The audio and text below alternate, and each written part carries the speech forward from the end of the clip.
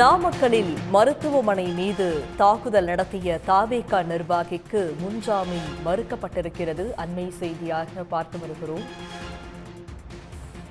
இது பற்றிய விரிவான விவரங்களோடு இணைக்கிறார் செய்தியாளர் பிரபாகரன். பிரபாகரன், தற்போது நாமக்கலில் மருத்துவமனை மீது தாக்குதல் நடத்திய தாவேகா நிர்வாகிக்கு முன்ஜாமீன் மறுக்கப்பட்டுள்ளதாக தகவல்கள் வெளியாகியுள்ளது.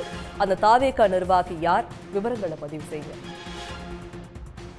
கடந்த வாரம் நாமக்கலில் தாவேகா பிரச்சாரம் செய்த பொழுது ஏற்பட்ட கூட்ட நெரிசலை தொடர்ந்து நாமக்கலில் தனியார் மருத்துவமனையில் தாக்குதலில் ஈடுபட்டதாக அந்த மாவட்டத்தைச் சேர்ந்த மாவட்ட செயலாளர் சதீஷ் மீது வழக்கு என்பது பதிவு செய்யப்பட்டிருந்தது. இந்நிலையில் இந்த வழக்கில் தான் கைது செய்யப்படக்கூடும் என்று அஞ்சி அவர் சென்னை உயர்நீதிமன்றத்தில் முன்ஜாமீன் மனு என்பது தாக்கல் செய்திருந்தார்.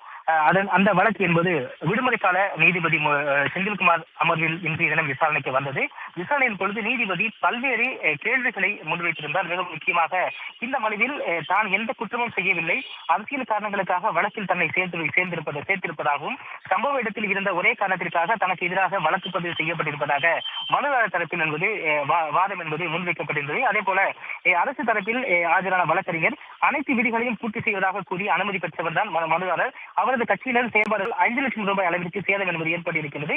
இது தவிர பொது சொத்துக்களை சேதப்படுத்தியதாக மேலும் 8 வழக்குகள் அவருக்கு எதிராக பதியப்பட்டுள்ளதாக கூறி சம்பவ இடத்தில் இருந்து எடுக்கப்பட்ட புகைப்படங்களை நீதிபதி முன்பாக ஆதாரமாக முன்வைத்தார். இந்த வழக்கை விசாரித்த நீதிபதி மிக முக்கியமாக கருத்துக்களை என்பதை பதிவு செய்திருக்கின்றார்.